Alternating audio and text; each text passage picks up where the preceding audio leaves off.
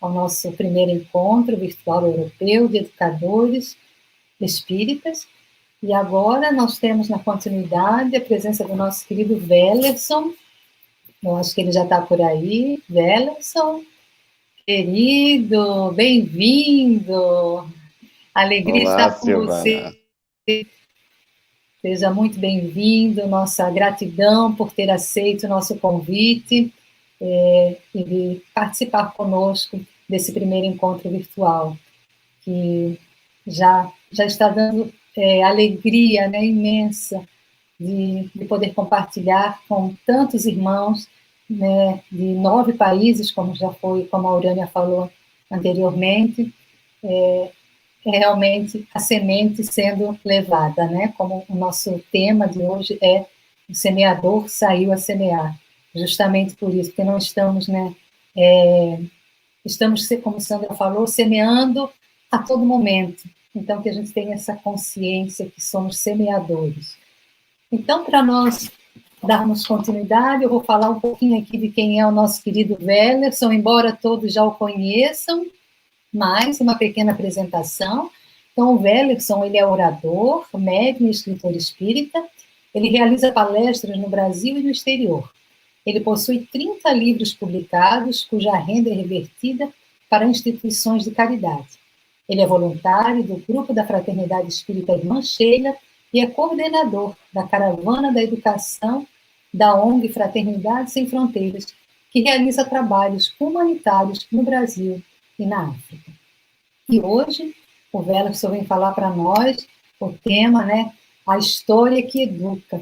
Quem conhece, quem acompanha o Wellerson, nós aqui da Suíça, nós estamos aproveitando todo esse material que ele nos envia, né, das histórias que ele conta, né, para levar a mensagem até às crianças, né? Então, nós estamos sempre repassando para os grupos de mães, para que elas façam, né, com as crianças em casa, aproveitando todo esse material. Então, com muita alegria, Wellerson, que nós passamos a palavra para você e lembrando a todos que no final da sua exposição nós temos um tempinho aí para as pessoas, então, fazerem suas perguntas. Então, podem deixar no chat que depois a gente lê. Então, Wellerson, querido, seja bem-vindo ao nosso encontro, receba o nosso abraço carinhoso e a palavra é sua, querido. Boa tarde, Silvana. Boa tarde aos nossos internautas que nos acompanham nas terras europeias. Bom dia para os brasileiros que estão aqui conosco nas terras do Brasil.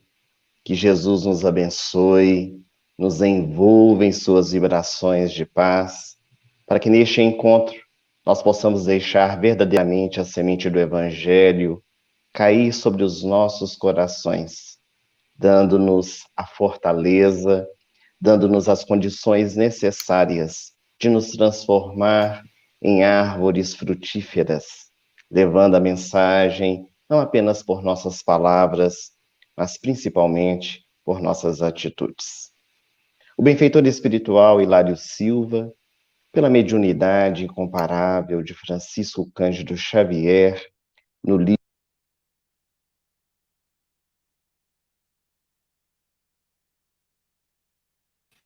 Evangelizadora. Ela se chamava Dona Rosália. Dona Rosália era mãe de Joaninha, assim era chamada a filha de apenas 7 anos de idade. Certo dia, no sábado pela manhã, eis que a secretária do lar, Dona Guilhermina, chegou e recebeu a informação da patroa. Guilhermina gostaria de lhe pedir para que a caixa de goiabada que se encontra dentro do armário da cozinha seja guardada, porque amanhã vamos receber uma visita e gostaríamos de distribuir a goiabada como sobremesa. Guilhermina escutou aquela informação. Joaninha estava brincando na sala juntamente com a mãe. Aquele sábado, no período da tarde, era o dia também da evangelização. Dona Rosália preparou tudo com muito esmero, sempre muito dedicada à tarefa da evangelização infantil. Em especial, naquela tarde de sábado, o tema era o valor da verdade. Ensinar às crianças a importância de se falar a verdade, não cultivando a mentira dentro do nosso coração. Dona Rosália acreditava mesmo que aquele dia ela havia preparado a melhor aula da sua vida. Preparara com muito carinho, mas resolveu utilizar um mecanismo não muito convencional para educar as crianças: o medo. Quando chegou a tarde, Joaninha acompanhando a sua mãe, ambas foram para a casa espírita. Reunidos na sala de aula, então Dona Rosália começou a sua aulinha, contando histórias, falando da importância de se falar a verdade. Em determinado momento, ela disse: Vocês sabiam que quem mente fica com a boca torta? Naquele instante, as crianças se entreolharam, ficaram mudas, tinham medo de falar alguma coisa e ficarem com a boca torta. Durante toda a aula, Dona Rosália pôde por diversas vezes repetir essa frase: Quem mente fica com a boca torta. Realizou as atividades que ela havia preparado. Ao final daquela aula, retornou para casa e ela observou que a filha estava um tanto quanto em silêncio. Não dissera nada em todo o caminho de retorno ao lar. Chegada em casa, Joaninha foi brincar, Dona Rosália sentada na sala, ao sofá, assistindo televisão. Quando já quase anoitecendo, alguém chamou à porta da casa. Dona Rosália pediu que Joaninha fosse atender. Quando abriu, era a sobrinha da tia Cota, uma vizinha que morava ao lado da casa de Dona Rosália. A sobrinha, lá da porta, disse em voz alta: Dona Rosália, a minha tia pediu que eu viesse aqui perguntar para a senhora se por acaso tem um pedaço de goiabada para poder emprestar. Dona Rosália, sentada ao sofá, virou-se para trás e disse: Pois diga à sua tia Cota que aqui em casa nós não temos goiabada. Joaninha, que estava à porta, escutando todo aquele diálogo, colocou a mão na cintura e disse: Mas mamãe, aqui em casa nós temos goiabada. Oh, disse Dona Rosália, será que aqui em casa tem goiabada e eu não estou sabendo? Tem, mamãe, disse a menina. Venha comigo que eu vou te mostrar. Foi até a mãe, pegou na sua mão, levou-a para a cozinha. A sobrinha da tia Cota veio atrás. Quando chegaram na cozinha, a menina abriu o armário, pegou a caixa de goiabada e disse: Aqui está, mamãe, a goiabada que tem aqui em casa. Dona Rosália ficou muito sem jeito, sem graça com aquela situação. Entregou a caixa de goiabada para a sobrinha da tia Cota e lhe disse: Pode levar, minha filha. Leve a goiabada toda para sua tia. Eu fico sem a goiabada, mas fico com a consciência tranquila. A sobrinha de tia Cota saiu a correr, levando o doce para aquela que havia solicitado. Quando a jovem foi embora, Dona Rosália veio à sala, assentou-se ao sofá e começou a chorar. As lágrimas escorriam por sua face. Joaninha, que tudo assistia, aquela menina de aproximadamente 7 anos de idade, aproximou-se da mãe, pegou as suas mãos, tirou-as do rosto. Os olhos estavam marejados de lágrimas. Então Joaninha falou: Oh, mamãe, eu sabia que a senhora sabia que aqui em casa não tinha goiabada, mas eu quis falar a verdade porque eu fiquei com medo que a senhora ficasse com a boca torta. E foi assim que Dona Rosália aprendeu uma grande lição.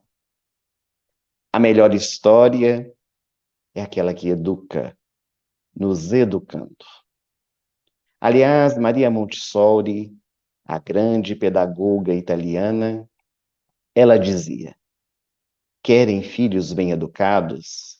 Eduquemos primeiramente os pais.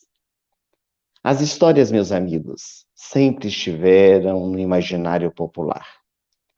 Contar e ouvir histórias são atividades muito antigas. Seja reunidos em torno de uma fogueira, da lareira, na sala ou mesmo no anfiteatro, por meio das narrativas, histórias, contos, fábulas, mitos, lendas, leva-se a informação, o conhecimento, a diversão. Adultos e crianças sempre gostam das histórias. Se nós fizermos uma viagem pela história da humanidade, nós vamos perceber que desde os primórdios, os homens utilizaram dessa técnica. O povo hebreu, por exemplo, cultuava e repassava pela oralidade as suas histórias. Tinha o hábito de se reunir para poder contar as histórias dos seus antepassados. E dessa forma não deixavam a sua cultura morrer. Desde Abraão, aquele que é considerado o pai do povo hebreu, que se assentava com seu filho para poder contar todo o processo da criação, contar-lhe tudo aquilo que havia aprendido com a voz divina, direcionando seus passos para a construção daquela nação. Mais tarde, Jacó, juntamente com seus filhos, também assentavam-se em torno da fogueira e ali recordavam-se de todas as histórias dos seus antepassados, fortalecendo os seus corações. Por volta do ano 929 a.C., surge contando histórias Homero. Talvez a mitologia grega tenha se tornado conhecida em diversas partes do mundo por causa das suas obras. Ilíada e Odisseia narram mitos que traduzem ensinamentos para todos nós. Quem não se lembra de Aquiles, de Teseu ou Zeus, o grande deus do Olimpo? Muitos estudiosos discutem se Homero realmente existiu ou se o seu legado é o somatório de homens e mulheres que contribuíram com as suas narrativas para trazer as informações sobre os seus ancestrais. No entanto, na Revista Espírita, de novembro de 1860, nós vamos encontrar uma mensagem incerta por Allan Kardec, que foi recebida na Sociedade de Estudos Espíritas Parisiense. Uma mensagem do Espírito Homero, onde ele fala a respeito da sua vida aqui na Terra, a forma com que morreu, onde nasceu, sobre a sua mãe, sobre os livros que foram modificados com o passar do tempo. Essa comunicação encontra-se na Revista Espírita de novembro de 1860. Vale a pena conferir. Segundo a escritora e psicanalista Marie-Louise, os contos, eles estão vinculados à educação das crianças. E sempre estiveram, conforme nós dissemos, presentes na história desde a antiguidade grega. Platão, um discípulo de Sócrates, em seus registros, por diversas vezes ele conta que as mulheres mais velhas, elas contavam histórias simbólicas às crianças. Era uma forma de poder educá-las.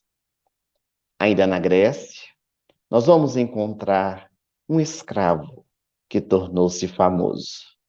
Quem nunca ouviu falar de Esopo, que escreveu diversas fábulas populares.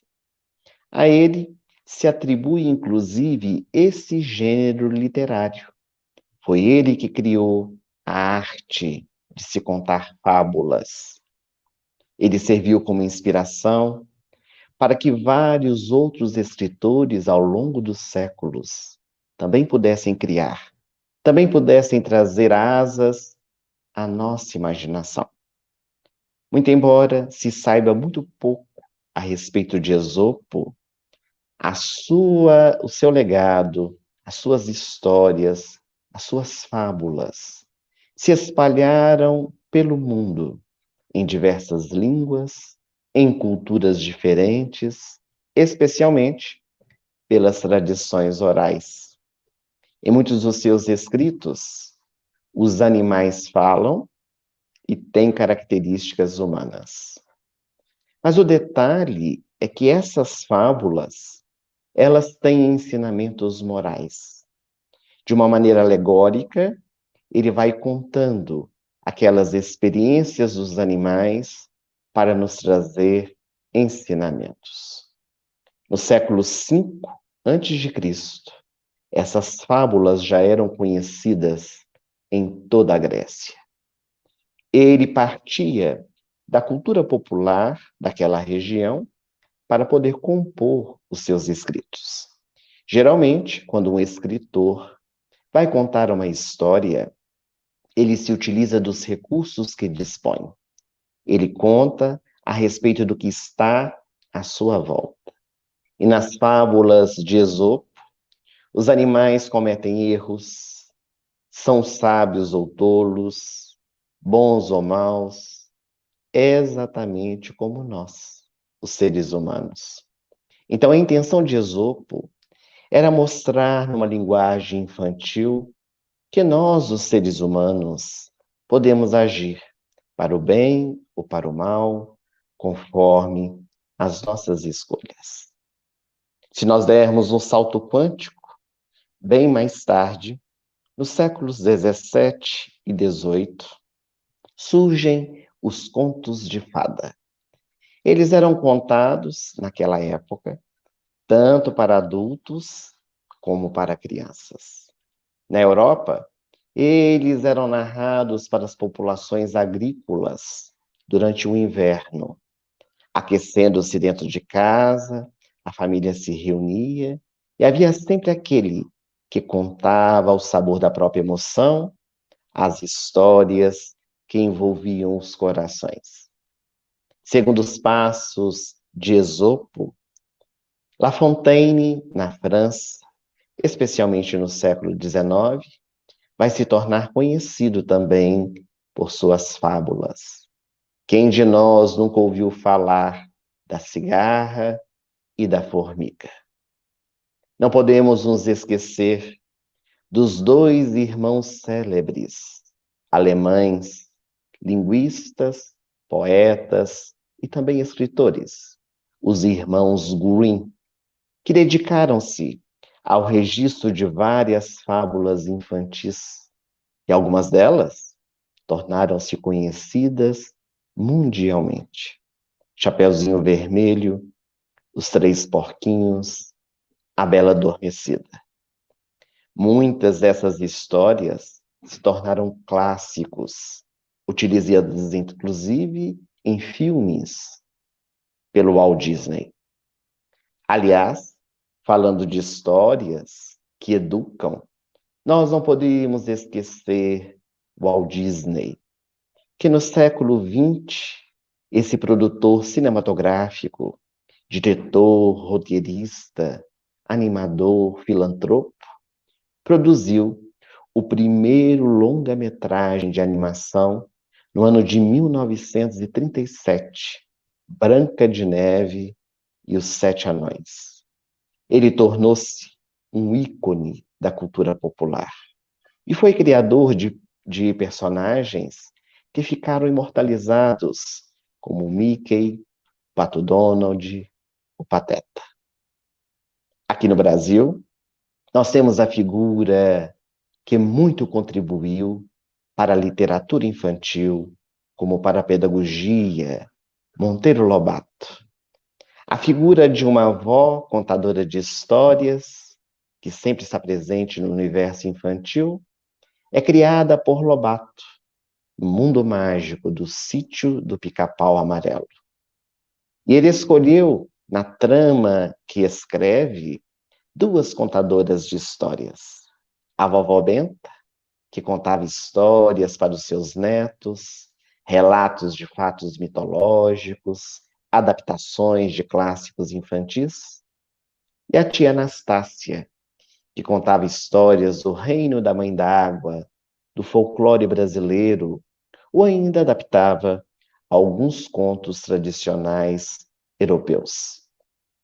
A literatura infantil dos nossos dias, ela é marcada por vários escritores que se debruçaram sobre as histórias ouvidas na infância e que foram trazendo pouco a pouco o seu contributo para a larga divulgação dos contos, das fábulas, das histórias infantis. Mas dentre meus amigos, todos estes ícones que trouxeram histórias, que deixaram a sua marca na história da humanidade, nenhum deles se iguala a Jesus de Nazaré, o mestre por excelência. Mestre, por que tu falas por parábolas? Perguntou os seus seguidores. A vós é dado conhecer a verdade, disse Jesus, mas a eles, somente os que tiverem ouvidos para ouvir e olhos para ver. Jesus é o grande educador das nossas almas. O governador espiritual do nosso planeta, ele desceu das esferas sublimes para conviver conosco nas trevas da nossa ignorância. Falou a nossa linguagem. Jesus falava tudo aquilo que todo mundo falava, mas como ninguém falava. Utilizava de metáforas, um recurso linguístico muito utilizado pela pedagogia moderna, as figuras de linguagem. E muitas vezes contava histórias que foram as suas parábolas, todas elas trazendo um fundo moral.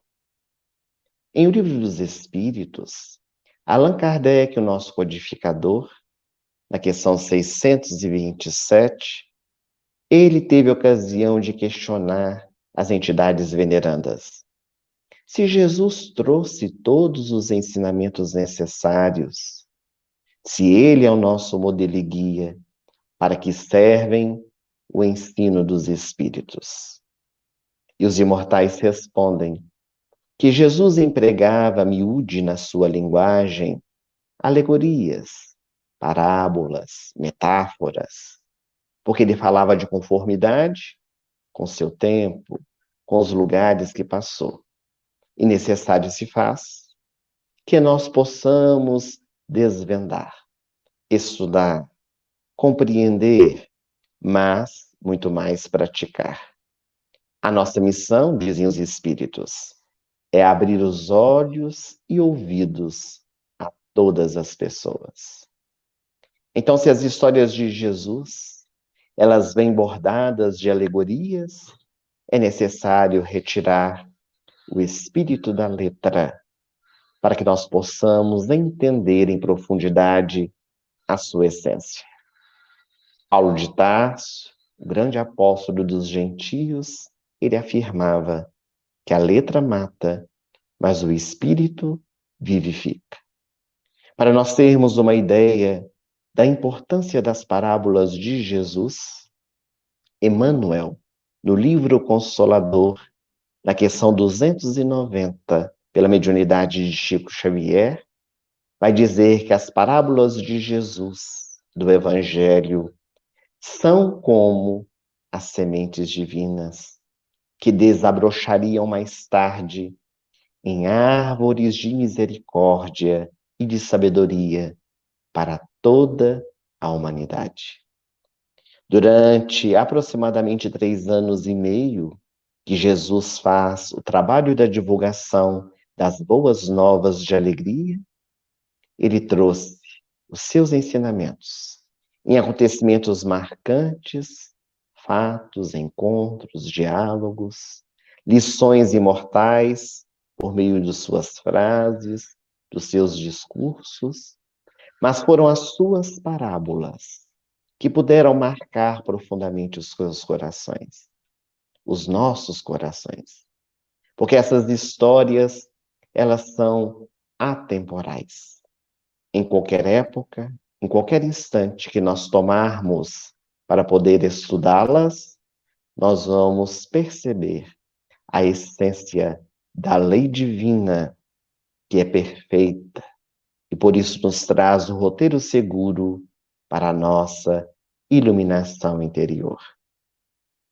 Utilizadas hoje por psicólogos em tratamentos terapêuticos para curar as feridas da alma. Então, desdobrando as páginas do Evangelho, surge o Espiritismo, que realiza um trabalho didático, amoroso, com a literatura infantil. Especialmente pela mediunidade de Francisco Cândido Xavier, os espíritos Neio Lúcio e Meimei puderam nos trazer histórias que marcaram também os nossos corações. Histórias que trazem ensinamentos profundos acerca do nosso cotidiano, acerca do Evangelho, da realidade das crianças, numa linguagem simples, objetiva e esclarecedora. Roque Jacinto, Divaldo Franco, Adeilson Sales, Luiz Rurrivas, Alá Mitchell e tantos outros da atualidade que têm contribuído largamente para que o trabalho da evangelização infanto-juvenil possa ser realizado no nosso movimento espírita. A evangelização infanto-juvenil é um trabalho primoroso de semeadura. Plantar boas sementes para que mais tarde possamos formar homens e mulheres de bem. Mas realizando este estudo a respeito da história que educa, algo que nos chamou muita atenção e o que é bastante interessante é que os contos espalhados pelo mundo inteiro se assemelham. Muitas vezes eles surgem juntos ou em épocas diferentes, em diversas partes do mundo, atendendo, é claro, a cultura, a linguagem, o folclore de cada localidade, mas aqueles mitos, aquelas lendas, aqueles contos, de uma maneira geral, fornecem a essência, a mesma, para todas aquelas civilizações. Porque as estruturas básicas dessas histórias encontram-se na psique humana, que através de uma maneira cultural trazem essas figuras de linguagem, contendo conteúdos psíquicos, para que nós possamos, de uma maneira elucidativa, levar a informação. A teoria, ela é trazida, mas é a prática que mais nos ensina. Uma grande psicanalista brasileira, chamada Nise da Silveira, ela explica que os contos de fada, eles têm origem nas camadas profundas do nosso inconsciente, comuns à psique de todos os homens. Então pertencem ao mundo arquetípico que Jung nos fala. Ou seja, o que é o arquétipo? É o modelo que se usa como padrão, como exemplo. E é por isso que os temas, eles sempre se parecem, ou reaparecem de uma maneira tão evidente nos contos de diversos países, mesmo os mais distantes. Com algumas, é claro, variações, conforme a cultura de cada local. Mas também percebemos, no estudo que realizamos, que alguns estudiosos, alguns pedagogos, pediatras e até professores puderam adentrar uma discussão que histórias reais precisam ser contadas, mas que as histórias fantasiosas deveriam ser evitadas, especialmente aquelas que os animais falam, porque os animais, eles não falam. Essa é uma discussão muito delicada, porque muito embora alguns tentaram trabalhar com essa questão, o imaginário popular continua criando, porque o lúdico, a fantasia, faz parte do desenvolvimento da criança. Se nós tolhemos isto, teremos mais tarde adultos infantis, que não vivenciaram essa sua oportunidade, que não deixaram fluir a sua imaginação no momento propício. O certo é que as histórias incentivam o hábito da leitura. Pessoas que escrevem as histórias, elas nos envolvem de tal forma que nós queremos continuar a ler para chegar ao fim. Crianças que não gostam de ler, quando escutam histórias, muitas vezes criam um interesse, um incentivo para poder buscar a obra e conhecer um pouco mais daquele relato. Porque é óbvio que a forma que nós contamos é a forma diferente daquela que está escrita, porque colocamos as nossas emoções. Também as histórias contadas, elas desenvolvem a linguagem oral, desenvolvem o nosso raciocínio lógico perante as experiências da vida. Envolve-nos num clima de imaginação, de fantasia, melhora a nossa intuição, a nossa interação, comunicação com as pessoas. Sobretudo, as histórias que educam ensinam valores morais, exemplificam teorias que são ensinadas verbalmente. E o melhor de tudo, são inesquecíveis.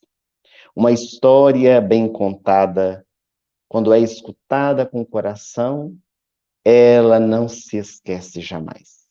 Nós levamos conosco, recordamos-nos, todos nós, de histórias que escutamos na época da infância e que nos marcaram profundamente.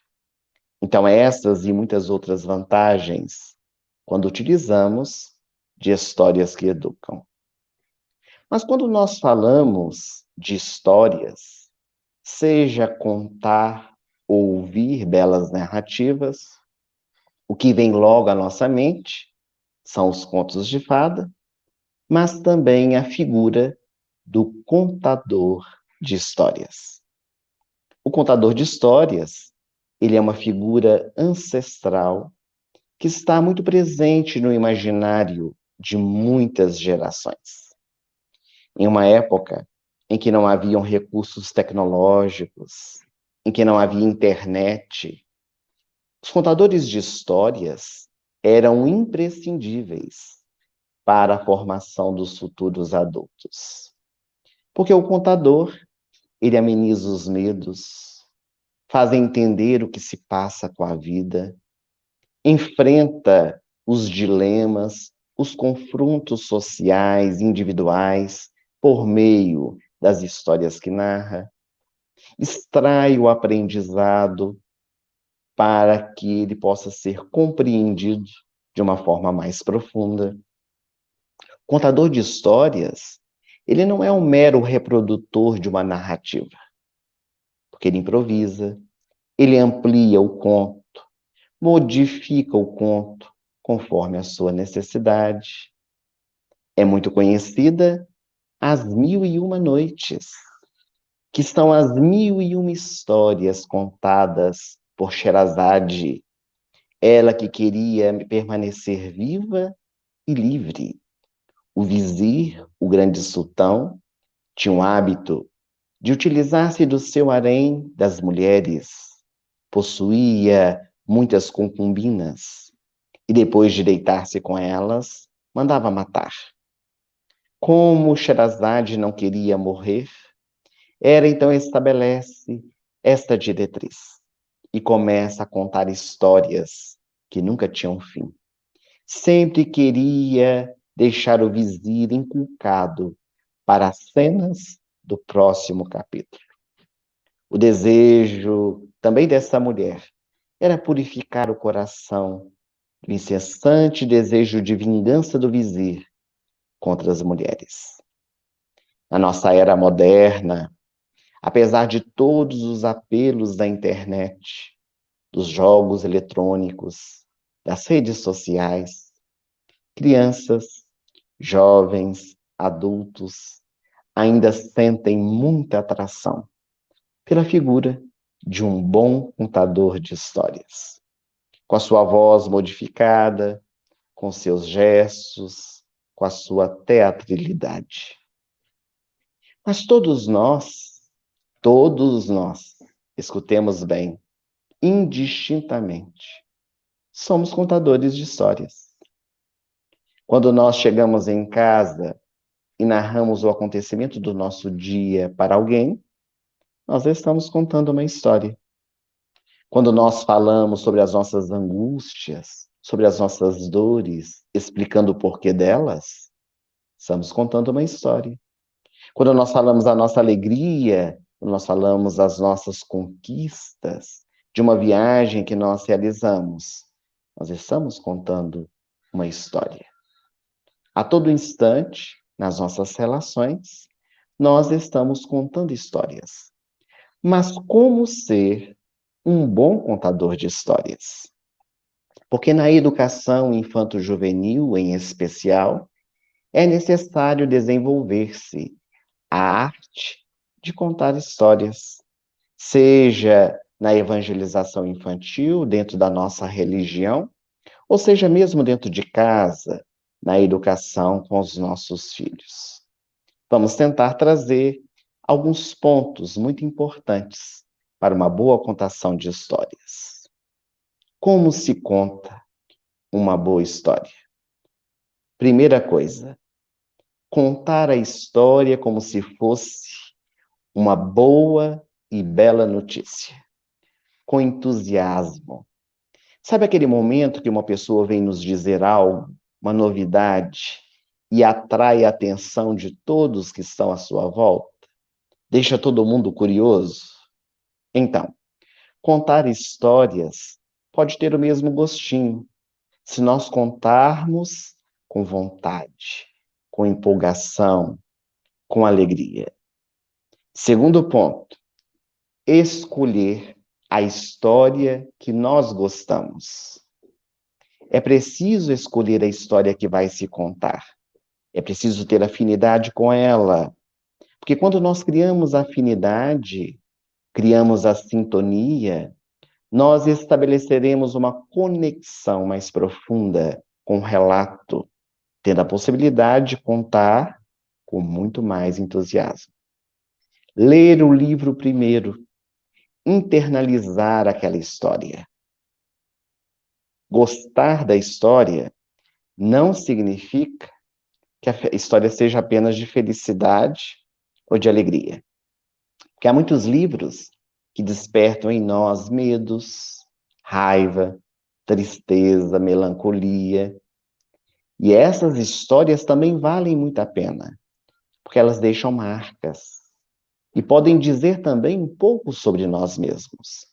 Geralmente, quando há uma trama em que há a figura maléfica, nós vivenciamos aquele momento. Nós colocamos para fora o nosso conflito. E geralmente, ao final, sempre desvenda-se a situação, trazendo o lado positivo. Muitos dizem que isso é fantasia, que nem sempre a vida traz o lado bom. Mas não aprendemos com o Espiritismo que tudo concorre para o bem até mesmo os males que aparentemente nós não compreendemos. Então, escolher a história que gostamos é escolher a história que toca o nosso coração. Terceiro ponto, memorizar a narrativa. Se nós quisermos contar aquela história sem utilizar o livro, não devemos nos preocupar em repetir as mesmas palavras que estão no livro, da forma como elas estão escritas. É preciso colocar também a nossa emoção. Mas nos livros infantis, geralmente nas histórias, há pontos-chave, há pontos muito importantes que fazem toda a diferença quando nós vamos narrar. Então, é descobrir aquilo que não pode faltar na história que nós vamos contar e colocar o nosso sentimento, a nossa emoção, envolvendo aquele que está nos escutando. Quarto ponto. Algumas pessoas gostam de utilizar o livro. Nada impede que uma pessoa, quando vai contar uma história, tenha o apoio de um livro, onde está narrada aquela lenda, aquele mito que vai contar. Mas é preciso tomar muito cuidado para que não fique desinteressante, que fique uma leitura mecânica, onde as crianças ou quem quer que esteja nos escutando perceba que nós estamos apenas maquinalmente lendo aquele texto, preocupados em não perder onde nós estamos lendo. Então é preciso ter essa abertura para deixar a nossa imaginação também fluir. Por isso, uma leitura prévia é imprescindível. Conhecer o texto que vai ler. Quinto ponto, podemos utilizar para poder contar histórias, objetos de apoio, para poder tornar aquele momento mais dinâmico. Então, nós podemos usar um objeto para poder servir de um personagem. Nem sempre precisa ser o personagem propriamente dito. Podemos pegar, por exemplo, uma colher de pau e ela ser uma criança, ser uma tigela, ser um animal, porque isso vai criar uma interação com o público. Vai fazer com que o público também viaje pela sua imaginação, criando o personagem. Se por acaso precisarmos confeccionar, façamos também com as nossas próprias mãos, porque isso impregna a nossa marca, demonstra o quão envolvidos estamos com aquela história que nós estamos contando. Sexto ponto, a entonação da nossa voz. Para transmitir sentimento, para trazer vitalidade à história, usar o corpo, usar a voz, de acordo com o que a história pede. Então, se o personagem ele vive um momento de suspense, vamos viver o suspense. Se o personagem está com muito medo, vamos viver o medo. Se o personagem faz algum tipo de barulho, façamos com a boca. Ou melhor, para ficar mais engraçado, envolvamos as pessoas que estão nos escutando. E esse é o sétimo ponto para uma boa contação de histórias. Envolver o nosso interlocutor. Então, se nós estamos usando um objeto, por exemplo, em determinado momento da história, nós podemos pedir alguém para segurar. Isso cria interação com o público. Se é um barulho que está muito presente na história, várias vezes ele tem que ser feito. Nós pedimos para as crianças, para os adultos, repetirem aquele barulho. Então, isso vai criando uma afinidade com aqueles que estão à nossa volta. Porque quando nós não criamos empatia com o público, fica muito difícil mantê-los nos escutando para podermos contar a nossa história. E o último ponto para uma boa contação de histórias é assistir outros que contam histórias. Porque nós vamos, então, nos inspirar, procurar vídeos de contadores de histórias, sejam profissionais ou não. Hoje nós temos a facilidade da internet. Pelo YouTube, nós encontramos diversos contadores de histórias que utilizam-se de vozes diferentes, de objetos, de personagens, de fantasias, ou mesmo com o próprio corpo. Contam, inspiram e nos convidam a também contar as nossas histórias. O principal mesmo, meus amigos, não devemos nos intimidar. Não podemos nos intimidar na contação de histórias. Soltar a nossa imaginação, a nossa criatividade. Você está preparado? Vamos praticar? Vamos praticar um pouco a contação de histórias para nós vermos como é? Para isso, é muito fácil. Basta nós utilizarmos poucas coisas e pequeninas coisas que nós temos na nossa casa. Como, por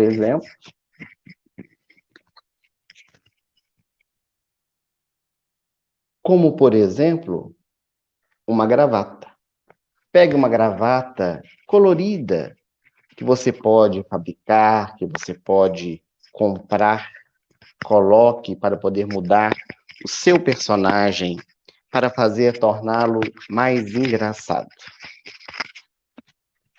E assim, você já começa a transformar, a chamar a atenção das crianças, do público que está à sua volta. É muito importante que nós sempre estejamos pensando naquilo que vai chamar a atenção das pessoas que estão ao nosso derredor. Vou tirar o nosso microfone para ficar mais fácil. Eu espero que vocês estejam me escutando bem, porque assim fica com as mãos livres para nós podermos trabalhar melhor. É muito importante que esse preparo ele seja feito com muito carinho, para que nós não tenhamos nenhuma intercorrência como essa que nós acabamos de viver aqui. Porque isso para as crianças é muito ruim, quando nós não estamos devidamente preparados para poder realizar o nosso trabalho. Então, uma gravata colorida, ela já vai modificando todo o nosso personagem. Você pode pegar um óculos diferente. E então, você transforma-se no personagem. Tudo bem com vocês? Meu nome é Tunico. E nesta tarde, ou nessa manhã, onde quer que você esteja espalhado pelo mundo, nós vamos contar uma história super legal. É uma história das palavras rosas e das palavras cinzas.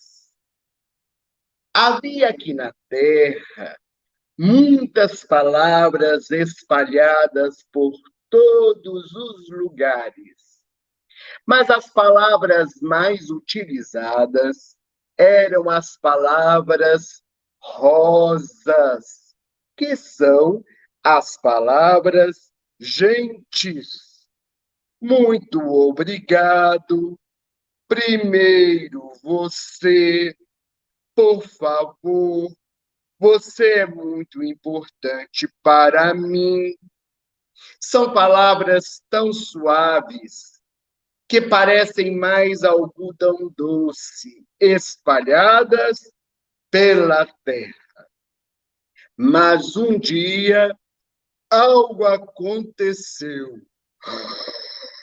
As palavras rosas começaram a desaparecer. Desapareceram totalmente da terra. E as palavras cinzas começaram a ser mais utilizadas. Muitos acharam que era o mago cinza, que tinha um tom malicioso, um tom amargo, mas não era. Eram as pessoas aqui na Terra que preferiam usar as palavras cinzas ao invés das palavras rosas. Nessa época, haviam lojas que vendiam palavras. Os comerciantes das palavras rosas vendiam eu te amo, estou pensando em você, muito obrigado, por favor. Já os comerciantes das palavras cinza, eles usavam cocô de cabrito, cara de rato morto, goela fedida. E no começo, amiguinhos, as pessoas compravam muito mais palavras rosas do que palavras cinzas. Os comerciantes das palavras rosas ficavam super empolgados.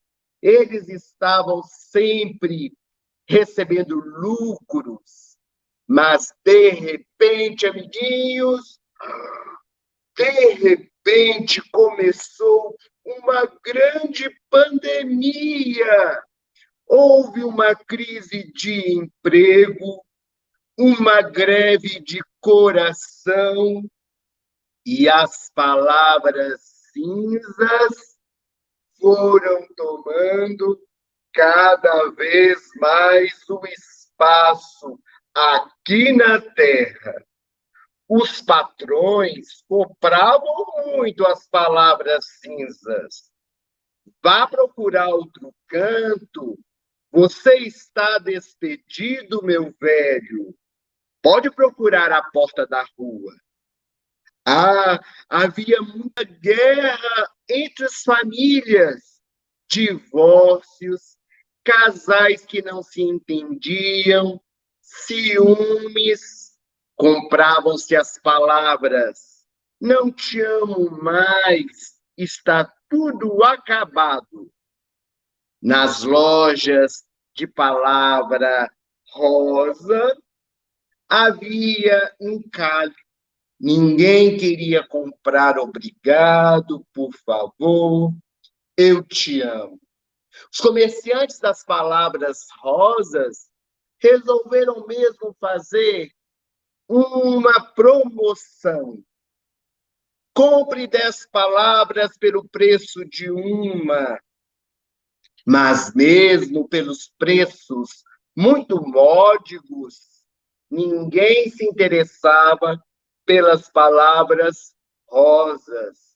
E muitas lojas acabaram fechando.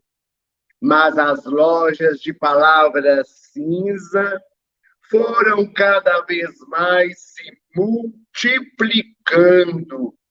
Haviam pessoas que compravam em estoque as palavras cinzas. As mais horríveis possíveis eram desenvolvidas. Palavrões, todos queriam adquirir essas palavras. E muitas vezes, com medo de não encontrar, porque as palavras cinzas foram tão bem vendidas que foram acabando nas lojas, que todos compravam e deixavam estocados na cozinha. E ao menor desentendimento, em qualquer discussão ou risadinha, calha a boca, cara de sanfona, galinha depenada, bafo de cebola e um montão de outras coisas. Nos aniversários, amiguinhos, cantava-se nada pra você nessa data fedida. Uma bomba de palavrões. E no ano novo, meu velho, desejo um ano muito ruim para você, que não tenha saúde de jeito nenhum. E a Terra começou a viver o seu momento cinza. Parece que caiu na Terra um inverno que durava para sempre. E o sol se recusava a nascer. As nuvens cinzas invadiram todo o céu. E a terra começou a ficar muito triste, sem cores, sem as palavras rosas. Mas, em algum lugar, vivia um menininho que havia guardado muitas palavras rosas. E ele falou para si mesmo: eu não vou aderir às palavras cinzas. Eu não vou viver no mundo em que ninguém mais canta, em que ninguém mais diz bom dia, boa tarde, boa noite, obrigado. Eu vou falar com o sol e vou resolver essa situação. E foi assim que o menino, mais que depressa, subiu as grandes montanhas e ficou bem pertinho das nuvens. Lá nos Alpes suíços, ele estava quase que congelando lá em cima, de tanto frio. As nuvens cinzas à sua volta e ele, tototó, tototó, foi batendo na porta do céu. Quando a chefe das nuvens cinzas apareceu. E então ela disse: o que você quer aqui? Aqui não tem lugar para as palavras rosas. E o menino disse: eu não quero viver nesse mundo, eu quero falar com o sol. E então a chefe das nuvens disse: pois vai embora daqui, porque você não vai falar com sol algum. E fechou a porta, amiguinhos. Não deixou o menino que trazia as palavras rosas falar. Assim, o menino assentou-se lá em cima e começou a chorar. Boa, boa, boa, boa, boa, boa. E ele foi chorando, chorando, quando uma das nuvens, ela disse: pare de chorar. Eu sou muito sentimental. Eu nunca mais vi alguém chorando. Pare de chorar, senão eu vou chorar também. E o menino disse: eu estou chorando porque eu quero falar com o sol. Me deixe falar com o sol. E a nuvem, uma das nuvens sensibilizadas, abriu espaço e ele viu o sol lá no fundo, brilhando, brilhando. Ele foi em direção ao sol e disse: por favor, venha brilhar novamente na terra, para que a alegria possa ser instaurada. E o sol disse: não vou, não vou, não vou, porque todos estão usando palavras cinzas. Não vou, não vou, não vou. O menino insistiu um pouco mais e então o sol teve uma ideia. Eu só irei novamente iluminar a terra se você conseguir fazer as pessoas usarem as palavras rosas novamente. Eu vou te dar muitas delas e você sairá distribuindo. O menino ficou muito feliz, muito alegre, aceitou a proposta, desceu aqui na terra com as palavras rosas. Por favor, você é muito gentil, amo muito você, meu adorado, amor da minha vida, primeiro você. E começou a distribuir. De repente, amiguinhos, num engarrafamento de carros, começou a se escutar: primeiro você, por favor, Vejam como o dia está lindo, você não acha? Pode passar primeiro, não estou com pressa. E lá na escola, no recreio, você, meu melhor amigo, claro que você pode jantar conosco. Venha, venha brincar com a gente. É com muito prazer. E nas festas de aniversário? Voltou a cantar-se novamente. Parabéns para você nessa data querida. E no ano novo se faziam votos de muita saúde e de muita alegria. E foi assim que o sol começou a brilhar novamente. E as palavras cinzas foram desaparecendo e as palavras rosas começaram a ser usadas de novo.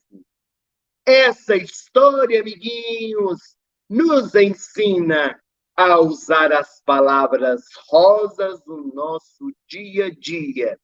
Não nos esquecermos de sermos gentis, diminuindo cada vez mais as palavras cinzas que não devem ser usadas no nosso vocabulário. Eu espero que vocês tenham gostado da nossa história de hoje. É assim, meus amigos, que nós podemos entreter, que nós podemos levar a boa mensagem a todos os corações.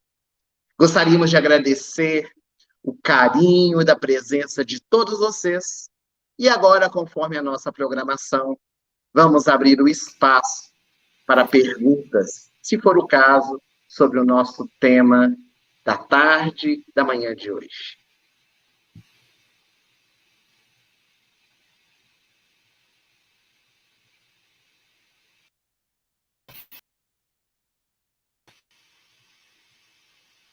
Wellerson, que fantástico! Nós estamos aqui todos encantados com a sua história, com essa forma tão rápida de transformação.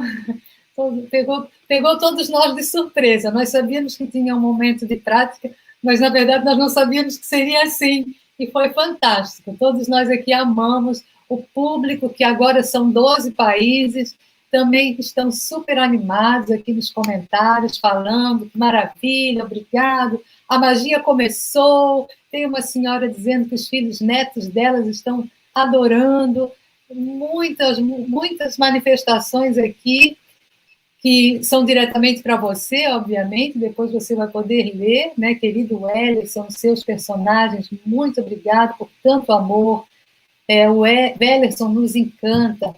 Então, são muitas manifestações aqui, Wellerson, e todos amando a história, amando a sua participação. Claro que a sua exposição, que antecedeu a história, também foi muito elogiada pelas pessoas. Parabéns, querido irmão, como sempre você nos encantando com as suas exposições, com as suas explanações, hoje um pouco esclarecedora a respeito, né, desse tema, a história que educa, porque é uma das ferramentas que nós, educadores, né, temos para utilizar para levar histórias como essa que você trouxe, uma coisa tão simples, né, falando de palavras, mas com um significado tão profundo, né, com uma importância para as crianças compreenderem o valor, né, das palavras, o valor dos sentimentos.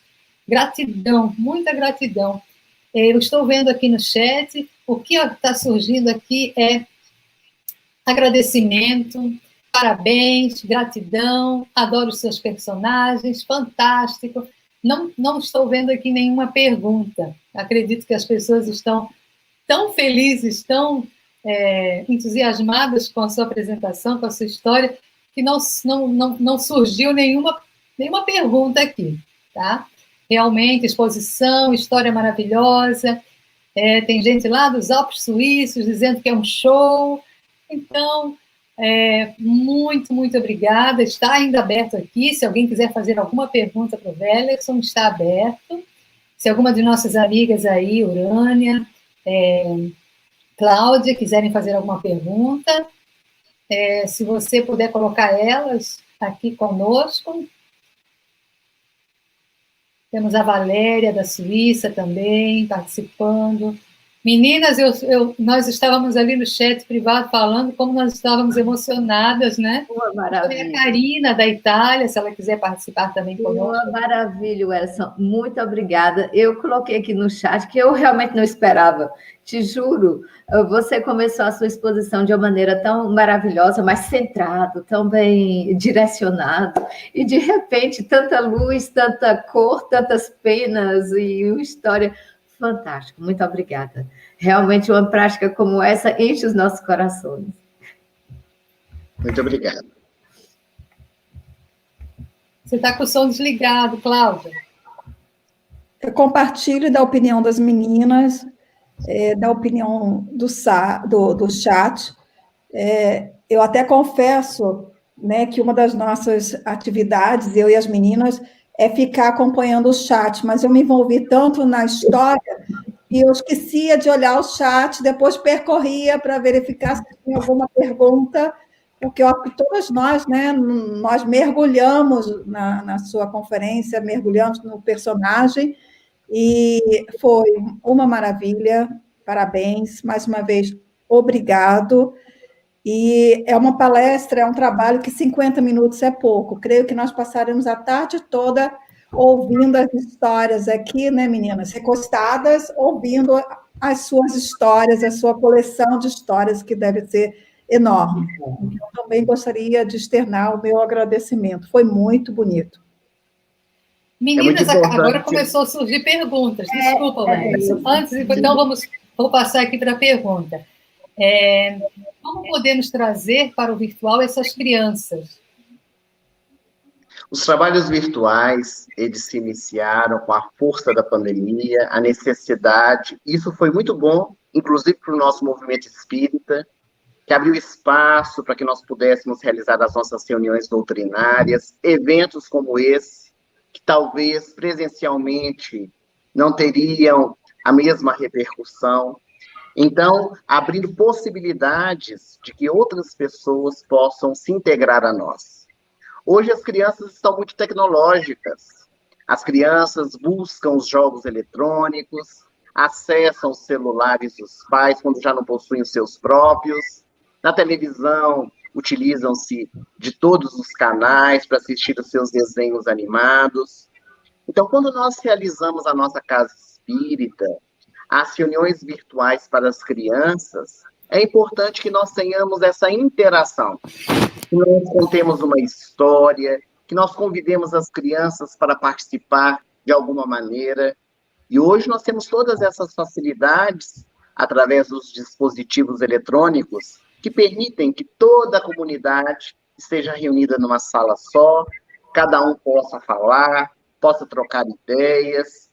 E as crianças, elas participam, elas adoram estar nessa movimentação, e é muito importante que nós não deixemos o trabalho diminuir, o trabalho parar, por causa de uma problemática mundial que nós estamos vivenciando, que já vai passar, se Deus quiser, mas enquanto isso não acontece, nós possamos oportunizar às crianças o aprendizado por meio das histórias. Obrigada, Wellington. Tem uma pessoa, Cássia Luciana, ela está perguntando se essa história está nos livros ou você criou? Está em um livro. Essa história está no livro que se chama Histórias para Virar Gente Grande. É um livro escrito pela Sofia Carcain, não sei se é assim que pronuncia o nome dela, mas é da editora Verus. É um livro muito interessante, inclusive, para poder se trabalhar com crianças, porque ele fala sobre temas muito atuais. Fala sobre divórcio, fala sobre inclusão social, fala sobre desigualdades, e essa história, palavras rosas e palavras cinzas, encontra-se no livro, mas também pela internet nós podemos encontrar, basta procurar pelo Google, palavras cinzas e palavras rosa, que nós vamos encontrar. E vocês estão vendo, quem está participando, que o Wellerson deixou aqui o seu e-mail. Quem tiver dúvidas, que quiser mais, conversar mais com o Wellerson, pode escrever um e-mail para ele, que ele com certeza vai responder, viu? Vai ser uma alegria podermos interagir. Nós temos outras perguntas aqui. Não sei se nós temos tempo ainda, meninas. Como que estamos com tempo? Eu acho que deveríamos fazer a pergunta da Valéria Farias. É interessante. Aqui. Como envolver os nossos irmãos autistas nas histórias? Já são sensíveis a barulhos e a gritos. É preciso nós estarmos muito atentos a isso. É preciso nós adequarmos a realidade das crianças com as quais nós convivemos, seja na evangelização infantil, seja na escola, seja no nosso lar. Então, as crianças autistas, nós precisamos ter um cuidado muito especial, porque se tiver histórias com apitos, histórias com muito barulho externo, isso causará desequilíbrios na criança. Então, precisa ser uma história mais intimista, uma história que envolva, uma história de pegar alguma coisa, de envolver a criança. Hoje nós temos a facilidade dos bonecos, podemos levar para a nossa evangelização infantil. Isso é tão bom, deixar a criança pegar no seu colo o boneco, sentir, abraçar, seja a figura de Jesus ou de qualquer outro personagem que nós estamos contando. É muito importante que nós não excluamos nenhum tipo de criança na nossa evangelização infantil. Sempre preparados para poder realizar o trabalho que atenda a todos, porque o trabalho da evangelização infantil é um trabalho de inclusão, um trabalho de amor, que acolhe, que se doa e que oferece condições para que a semente do evangelho ela seja semeada e mais cedo ou mais tarde, com certeza, ela vai frutificar e florescer. Gratidão, realmente é um tema bem importante, né, essa da inclusão. Eu vou fazer mais uma perguntinha que surgiu aqui, aí eu acho que a gente pode, pelo tempo, vocês vão me controlando aí. É da Silvia Maria Teixeira Monte. Ela pergunta, como podemos inserir os conteúdos doutrinários e do Evangelho à luz da doutrina espírita, fugindo de aspectos de preconceitos culturalmente construídos? Na nossa evangelização infantil espírita, nós precisamos falar de espiritismo. Aqui nós escolhemos uma história popular para poder contar, com valores morais, é óbvio, mas é importantíssimo que dentro da nossa instituição nós trabalhemos os conceitos espíritas. Porque quando alguém procura a casa espírita, é para poder aprender espiritismo. Nós respeitamos a todas as religiões, respeitamos as diferenças que existem, mas dentro da nossa casa, nós levamos aquilo que nós possuímos. Mas é claro que, concernente à cultura de cada local, nós precisamos ir adequando, não eximindo de nos falar, mas adequar àquela realidade, para que, aos poucos, os conceitos eles sejam mais alargados, sejam compreendidos, que a evangelização existe justamente para isso, para instruir, para educar, para poder esclarecer. Então, em cada região, e aí na Europa em especial, nós vamos, então, trabalhando o coração das crianças com os recursos que dispomos, até chegar no instante em que aquela criança ela seja preparada para se falar realmente dos princípios do espiritismo, seja da reencarnação, da imortalidade da alma, seja da pluralidade dos mundos habitados. É um trabalho realmente que acontece pouco a pouco, degrau a degrau. E acreditamos que durante esse encontro, que foi estabelecido pela UCES, nós vamos muito aprender durante esses 2 dias de trabalho, com tantos educadores, com tantas pessoas que foram convidadas a participar, que vão trazer a sua contribuição, auxiliando para que nós possamos nos preparar ainda mais, que conforme a Sandra Borba disse, o trabalho de evangelização infantil é um trabalho de responsabilidade, de preparo, onde nós precisamos estar sempre muito cautelosos com a informação que nós levamos, a semente que nós semeamos, porque ela vai gerar frutos mais tarde. Nós é que agradecemos a você e a todos que aceitaram o convite de estar aqui conosco hoje. Tem uma pergunta aqui que eu não queria deixar, porque foi feita 2 vezes. Como adaptar a história do Chapeuzinho Vermelho? Né? Como modificar a história para ensinar valores morais às crianças? As histórias infantis que foram contadas no transcorrer da história, elas podem ser modificadas segundo aquilo que o contador de histórias, ele quer chegar, quer levar a informação. A história do Chapeuzinho Vermelho é uma história em que o lobo mau come a vovó, tenta comer a Chapeuzinho Vermelho. Nós podemos trabalhar aí a questão da obediência, porque a Chapeuzinho Vermelho desobedece à sua mãe, que pede para que ela não vá à casa da vovó. Nós podemos trabalhar os recursos também do medo das crianças perante os animais. Há, inclusive, uma história dos 3 porquinhos que nós adaptamos e contamos, que é do lobo mau, que não era tão mau assim, o lobo bom. E assim nós podemos ir estabelecendo. O lobo da Chapeuzinho Vermelho pode se transformar em um lobo bom, que auxilia a Chapeuzinho Vermelho chegar na casa da vovó, porque ela estava perdida. Ela se encontra com o lobo na floresta, e então ela não sabe para onde estava indo, era quase noite, e o lobo que a sua mãe disse que seria mau, que poderia comê-la, ele acaba ajudando a Chapeuzinho, levando-a para casa. Então, são insights, nuances que a gente pode ir tendo, porque o mais importante de tudo é nós nos prepararmos para o trabalho. O trabalho preparado, ele abre campo para que a espiritualidade nos intua. Então, a pergunta foi feita agora. Seria difícil nós elaborarmos uma história para podermos adaptar a Chapeuzinho Vermelho. Mas se é algo que nós queremos levar para a nossa sala de aula, para a nossa criança, nós podemos antes elaborar, trabalhar, para poder contar de uma maneira satisfatória, sem levar medos ou sem trazer uma história que, didaticamente, não seria tão produtiva assim. Bom, gente, obrigada, Wellerson, por todas essas respostas. Tem muitas perguntas ainda, mas, infelizmente, a gente tem um tempo, um programa que a gente tem que seguir.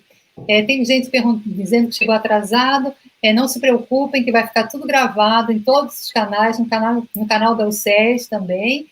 E, para acompanhar o trabalho do Wellerson, sigam o canal dele, que ele tem histórias semanais, tá? Ele adapta, vocês vão amar. Quem ainda não conhece, vai lá, procura, segue ele, e vocês vão amar o trabalho dele, e também compartilhar com todos aqueles que vocês possam aí levar a mensagem dele.